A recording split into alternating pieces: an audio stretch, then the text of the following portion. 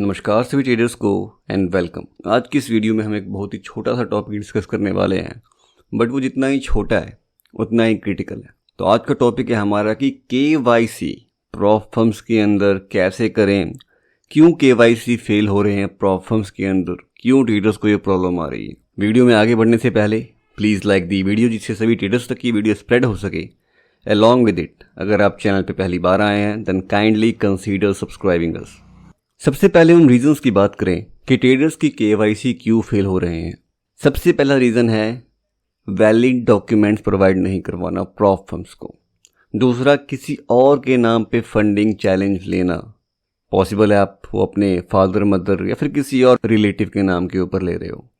Third reason है attention to detail की कमी। ना हम सबसे पहले अगर बात करें वैलिड डॉक्यूमेंट्स की, तो आपको हमेशा अपडेटेड डॉक्यूमेंट्स ही देने हैं, जहाँ पे आपका रिसेंट एड्रेस हो। ऐसा ना हो कि आप 10 साल पहले का आधार कार्ड दे रहे हो, जहाँ पे आपकी फ़ोटो पुरानी है, जहाँ पे आपका डेट ऑफ बर्थ मेंशन नहीं है, जहाँ पे आपका एड्रेस पुराना है। अगर आप वो आधार कार्ड डालोगे तो इट्स ऑब्वियस कि आपका KYC फेल होने वाला है। नो बेसिकली दो टाइप के डॉक्यूमेंट्स यहाँ पे KYC के लिए चाहिए होते हैं। पहला है आइडेंटिटी प्रूफ, जिसके अंदर आप आधार कार्ड दे सकते हो, ड्राइविंग लाइसेंस दे सकते हो या फिर अपना पासपोर्ट दे सकते हो। बट आपको मेक श्योर करना पड़ेगा कि चाहे आप आधार कार्ड दे रहे हो, ड्राइविंग लाइसेंस दे रहे हो या फिर पासपोर्ट दे रहे हो, ये अपडेटेड हो। ऐसा नहीं कि आप 6 साल 5 साल पुराना आधार कार्ड दे रहे हो जहाँ पे आपकी फ़ोटो बचपन की लगी हुई है, एड्रेस कहीं और का दिया हुआ है, डेट ऑफ बर्थ मेंशन नहीं है, या फिर DL भी पुराना है आपका, उसमें आपकी फ़ोटो ही क्लियर नहीं है। तो मेक श्योर करें कि जो भी आप आइडेंटिटी प्रूफ दे रहे हैं, पहली बात तो वो क्लियर है, दूसरा वो अपडेटेड हो, काफ़ी पुराना नहीं चलेगा। दूसरा जो डॉक्यूमेंट चाहिए होता है प्रॉप फर्म के KYC के लिए, वो होता है address proof. No address proof में यहाँ पे ट्रेडर्स क्या गलती करते हैं कि वो आइडेंटिटी प्रूफ के अंदर तो आधार कार्ड दे रहे हैं, बट वो एड्रेस प्रूफ के अंदर भी आधार कार्ड दे रहे हैं या फिर पैन कार्ड दे रहे हैं। एड्रेस प्रूफ के अंदर आपको ऐसा डॉक्यूमेंटेशन देना है जो अपडेटेड हो, यानी कि 3 से 6 महीने के अंदर अंदर वो अपडेटेड हो। जैसे कि आपकी बैंक की कॉपी, जैसे आपका बैंक पासबुक, जो आपका पासबुक होता है बैंक का, आप वो दे सकते हो।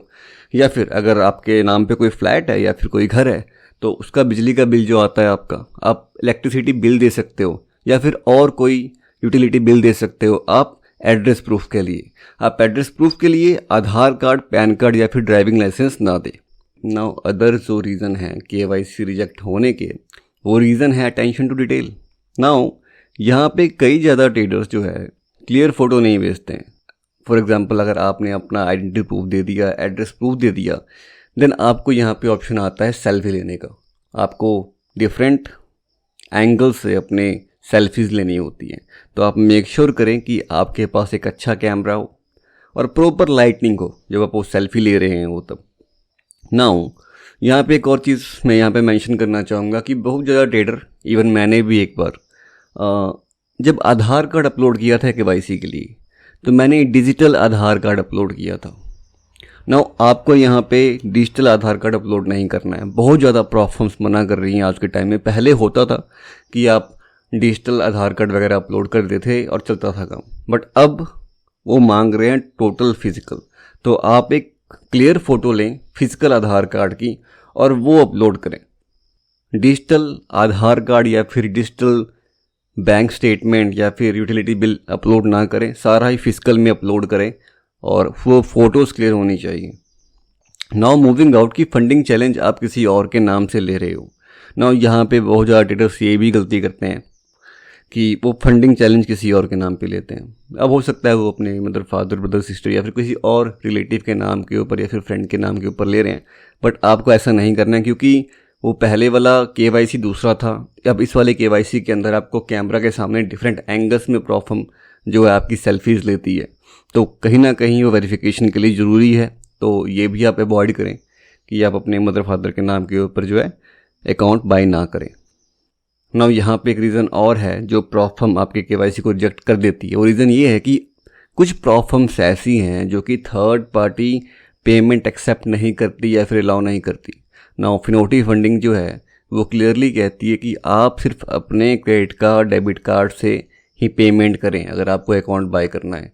ऐसा नहीं कि आप अपने फादर मदर या फ्रेंड के क्रेडिट कार्ड या डेबिट कार्ड को यूज़ करके अकाउंट बाय कर रहे हैं, देन आपको केवाईसी के अंदर प्रॉब्लम आएगी ना। ये हर एक फर्म के अंदर नहीं है, लेकिन हाँ कुछ फर्म्स के अंदर ये है कि आप सिर्फ अपना ही क्रेडिट कार्ड यूज़ कर सकते हो या फिर डेबिट कार्ड यूज़ कर सकते हो अकाउंट बाय करने के लिए। आप किसी भी थर्ड पार्टी पेमेंट का ऑप्शन यूज़ नहीं कर सकते। तो आपको ये भी ध्यान रखना है क्योंकि ये भी केवाईसी के अंदर प्रॉब्लम खड़ी करती है। सो अगली बार जब आप किसी फर्म का केवाईसी करेंगे तो आपको ध्यान रखना है कि आपके पास फिजिकल अपडेटेड आधार कार्ड होना चाहिए जिसमें डेट ऑफ बर्थ और साथ ही साथ आपका एड्रेस वैलिड हो।